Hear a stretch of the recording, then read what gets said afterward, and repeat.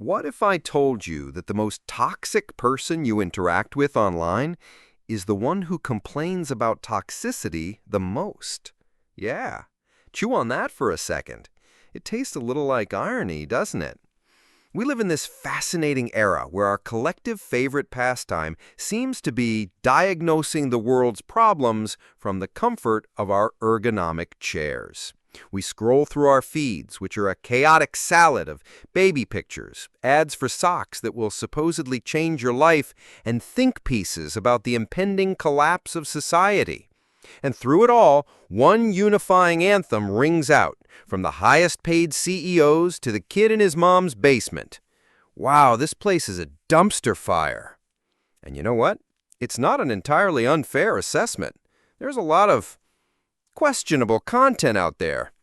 But here's the beautiful, magnificent, and utterly human paradox we seem to skate over. We've become professional critics of a show we are all actively writing, producing, and starring in. Think about it.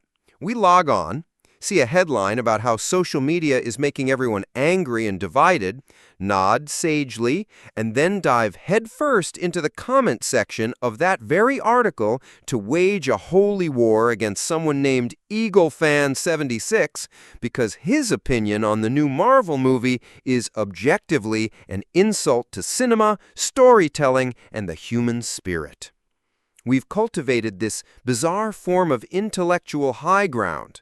We see ourselves not as part of the problem, but as the world-weary narrator in a Guy Ritchie film, pointing out everyone else's flaws with a slick, cynical wit. We post things like, "Can everyone just be kind?" And then 5 minutes later, we're crafting a 7-paragraph essay on a restaurant's Yelp page using language that would make a drill sergeant blush because our avocado toast had slightly too little paprika. The caption for our rage-fueled review? Just being honest. Someone has to hold them accountable. This is the golden age of justified toxicity. Our negativity isn't negativity, it's righteous indignation. Our snark isn't snark, it's biting social commentary. Our unasked-for, brutally harsh feedback on a stranger's creative project isn't mean. It's constructive criticism from someone who just has high standards. We've performed a spectacular act of mental gymnastics, a kind of logical yoga, to twist ourselves into a position where we can be both the arsonist and the firefighter at the same time.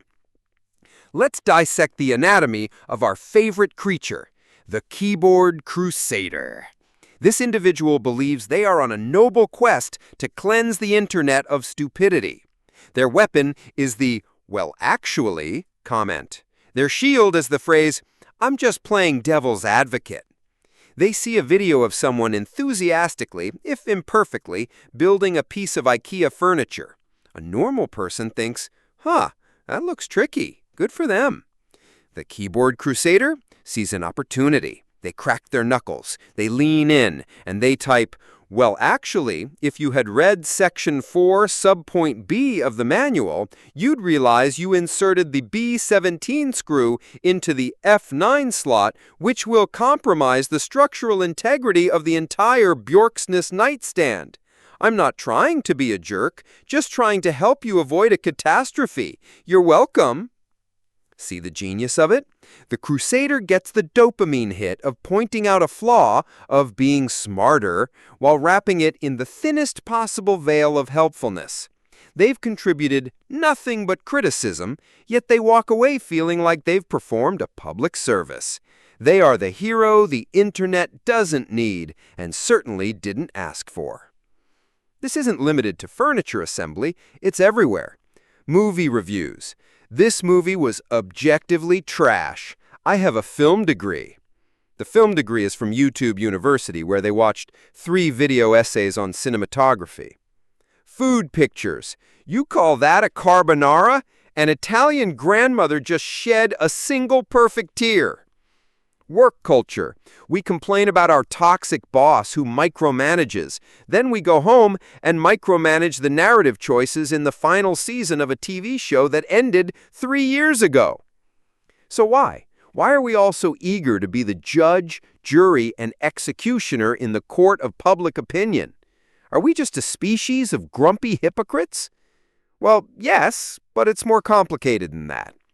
First, there's a little psychological gremlin called the fundamental attribution error. It's a simple concept with a fancy name. When someone else does something bad, like cutting you off in traffic, you think, what a terrible, selfish, awful person. It's a reflection of their character.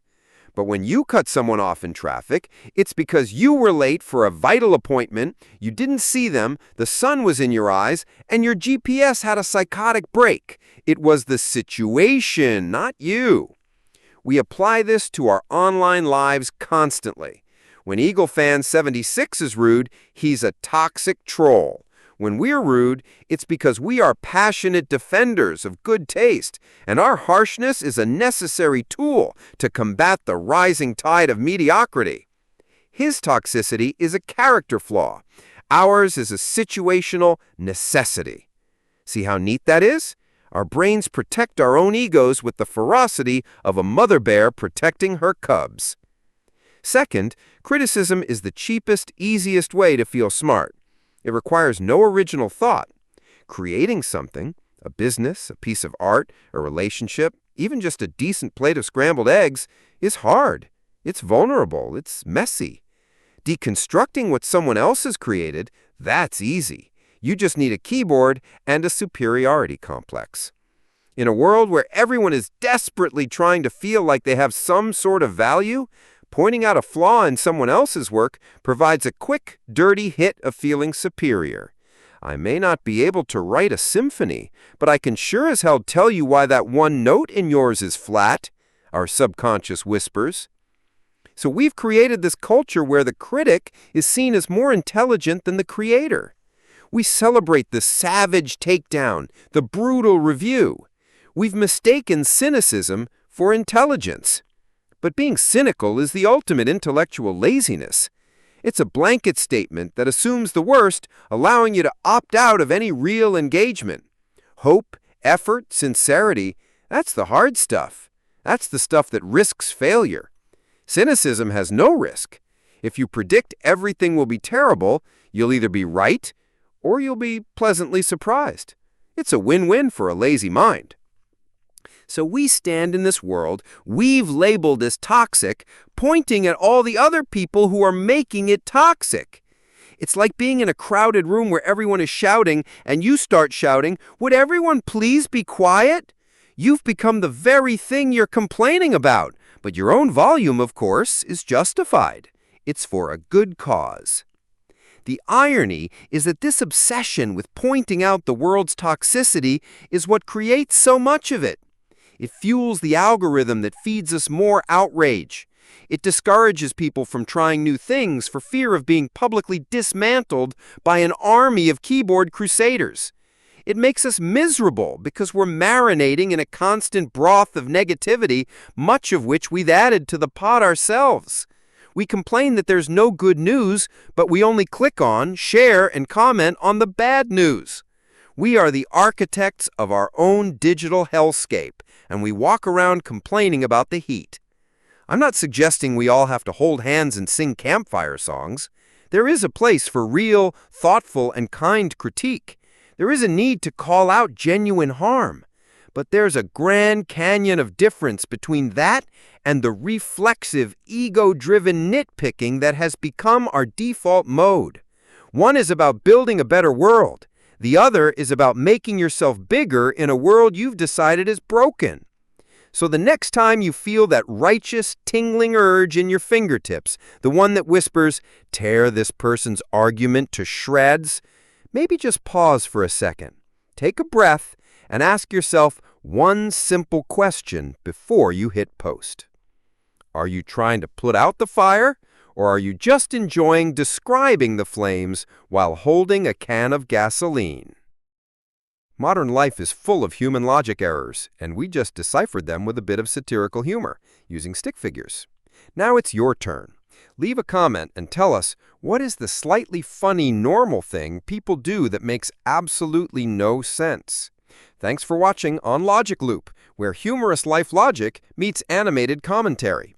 If this got you thinking, leave a comment, like, share, and don't forget to subscribe for more fun videos about modern life using easy-to-understand stick figures. See you in the next video.